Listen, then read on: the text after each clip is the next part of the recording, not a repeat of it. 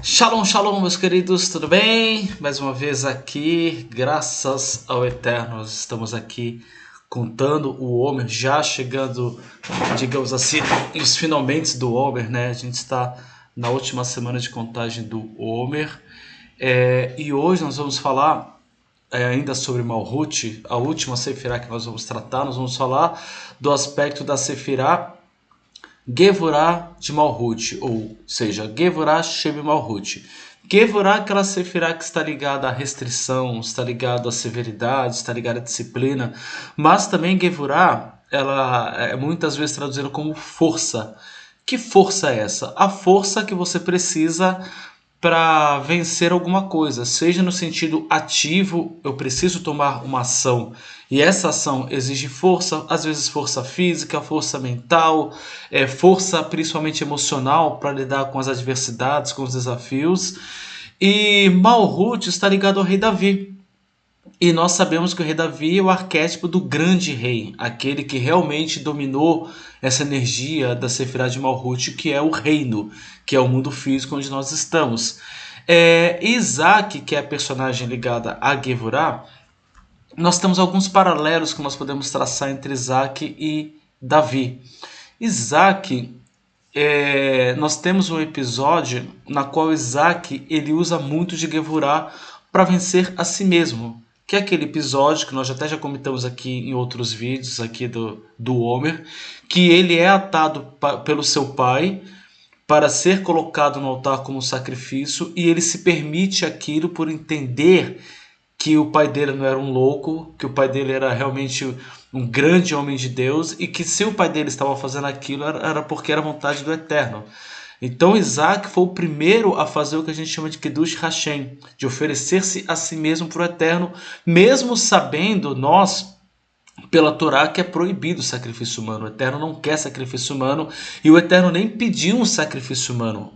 Abraão entendeu que seria um sacrifício humano de seu próprio filho, e Abraão foi fazer o que ele entendia que tinha que ser feito. E Isaac, ao entender, ele usou o que? De Gevurah. Para quê? Para vencer a si mesmo. O medo. Imagina você se sacrificar em cima de um altar depois de ser queimado. Imagina. Mas Isaac tinha tanta confiança em Deus e tanta confiança no seu pai, de que o pai dele era alguém muito elevado, que ele venceu a si mesmo. E claro, nós conhecemos a história que o anjo bradou dos céus para que Abraão não fizesse nenhum mal a Isaac, porque era apenas um teste, e Abraão entendeu o teste como sacrifício humano. Mas ok, o que mais interessa é a capacidade de Gevurah de Isaac de vencer a si mesmo. Quando a gente olha para Davi, a história de Davi, quem conhece um pouquinho da história bíblica e dos Midrashim, né, que são as histórias judaicas, vê que Davi, em tese, ele não tinha aparentemente nenhum aspecto que corroborasse a ideia dele de ser o rei de Israel. E não um rei qualquer, o grande rei, o arquétipo do grande rei de Israel. E a gente vê que a todo momento, em silêncio e no oculto, Davi ele se preparava para aquele grande momento que ele nem sabia que existiria, na verdade. Mas Davi tem a passagem que ele chega para o rei de Saul, antes de enfrentar Golias, e fala: olha, eu venci um leão, eu venci um urso.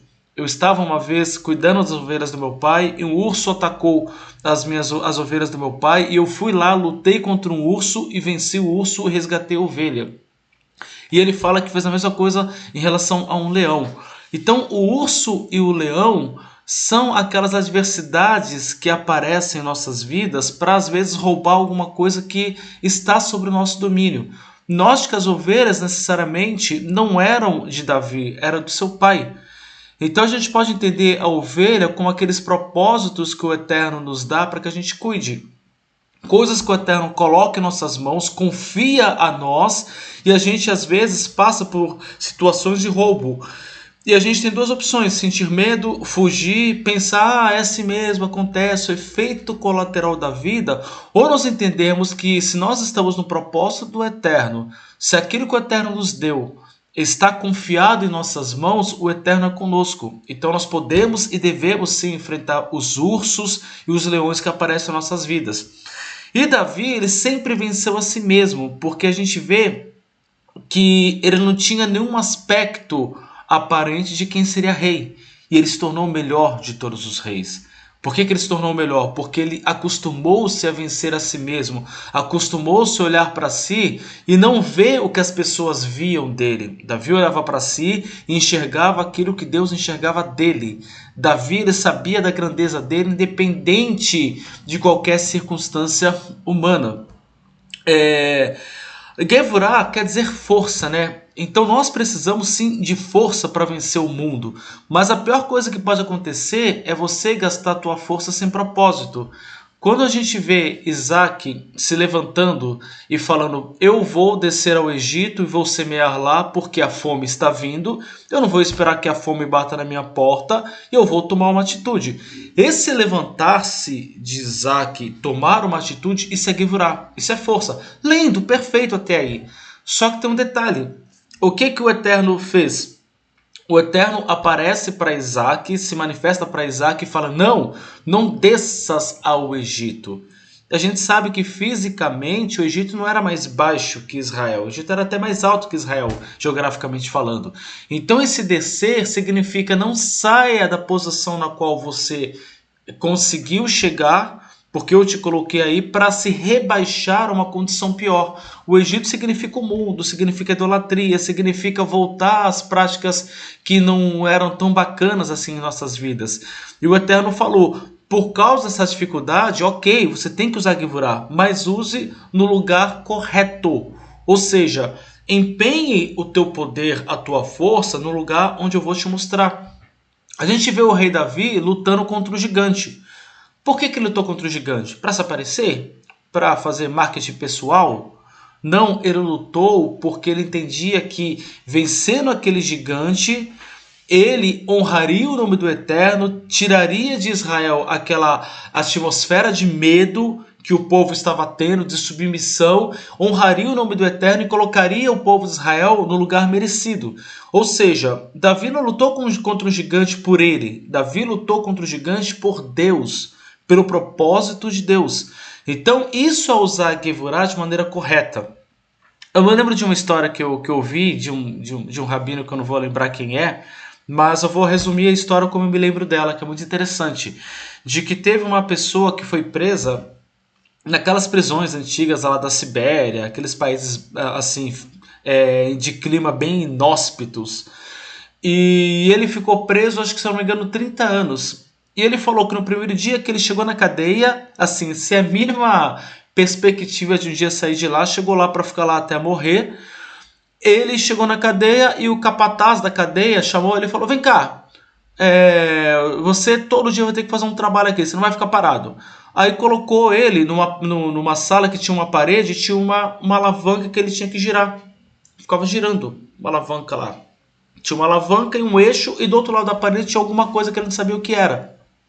Ele falou, que coisa inútil, mas tinha que fazer. Ele ficou girando, a alavanca pesada, ele girava, todo dia girando.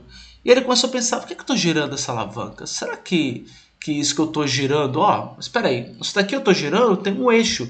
Se tem um eixo aqui e eu estou mexendo, eu devo estar girando alguma espécie de motor.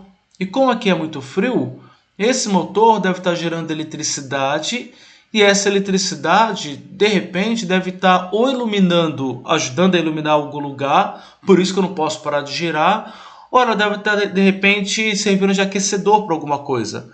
A partir do momento que ele viu um propósito naquilo, ele conta que, basicamente, os 30 anos que ele ficou girando aquilo dali, ele ficava pensando, puxa, pelo menos vou morrer, mas estou sendo útil. Eu queria fazer isso? Não queria, mas eu estou aqui girando, estou fazendo bem para alguma coisa. E aí aconteceu que ele recebeu uma anistia e de repente ele saiu da cadeia depois de basicamente 30 anos. E a primeira coisa que ele quis saber é o que havia atrás daquela parede, o que ele estava girando, o que ele estava fazendo de importante. E aí quando a contragosto levaram ele, que ele olhou, não tinha nada. Era só uma coisa que ele estava girando com um eixo, e do outro lado não tinha nada.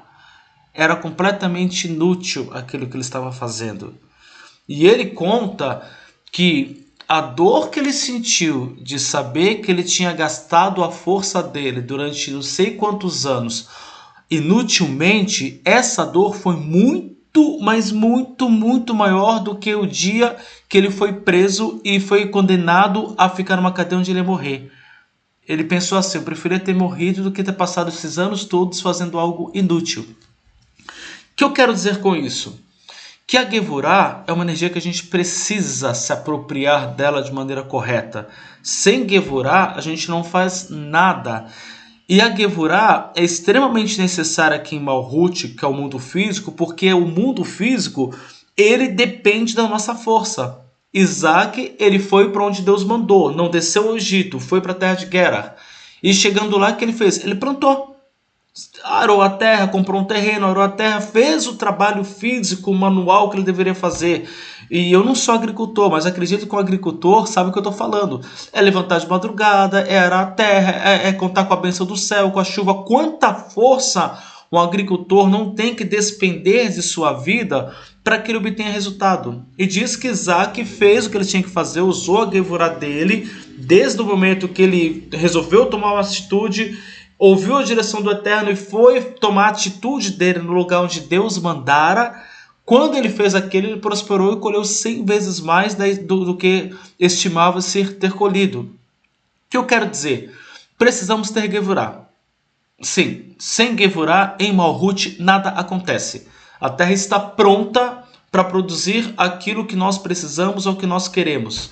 Só que sem Gevurah a gente não consegue.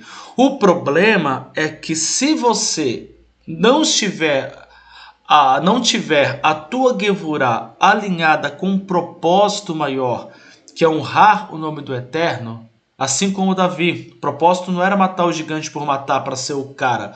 O propósito de Davi era trazer libertação para o povo, era algo maior. O propósito de Davi era honrar o nome do Eterno.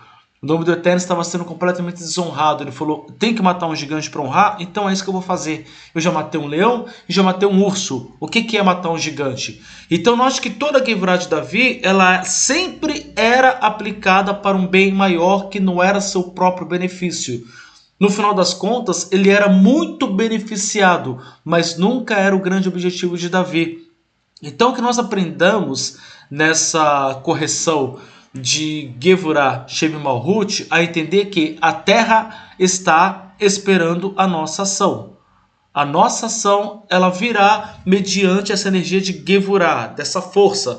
Porém, uma Gevurah sem o direcionamento do Eterno, sem um propósito maior, ela pode ser uma força completamente desperdiçada. De repente você está há 30 anos girando uma alavanca dentro de uma prisão, achando que está fazendo algo bom.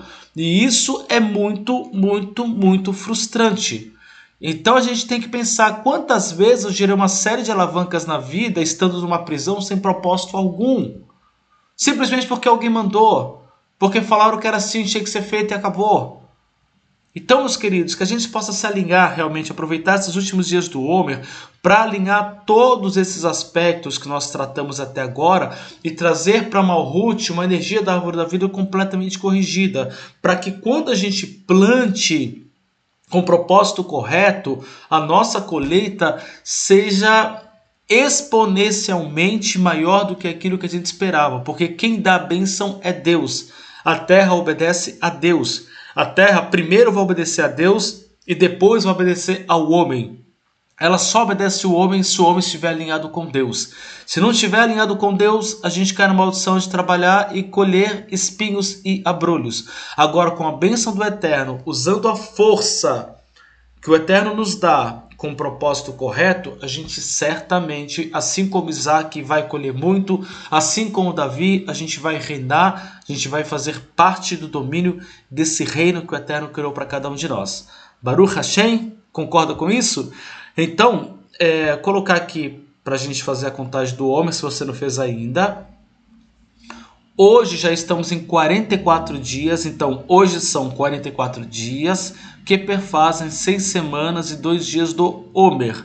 E lá embaixo, Ribonó, depois você lê todo o texto bonitinho, vai pedir para que o Eterno retifique, remedie o defeito que causamos na Sefirá Gevurah Sheb Malhut. Que assim seja, meus queridos, e se Deus quiser, amanhã estamos aqui mais uma vez com mais uma contagem do Omer e retificando mais uma energia que a gente precisa para realmente terminar essa contagem do Omer com muita brahá, com muita força e honrando muito o nome do Eterno através dos grandes resultados que eu sei que Ele já tem preparado para nós. Baruch Hashem. Então, se Deus quiser, até amanhã.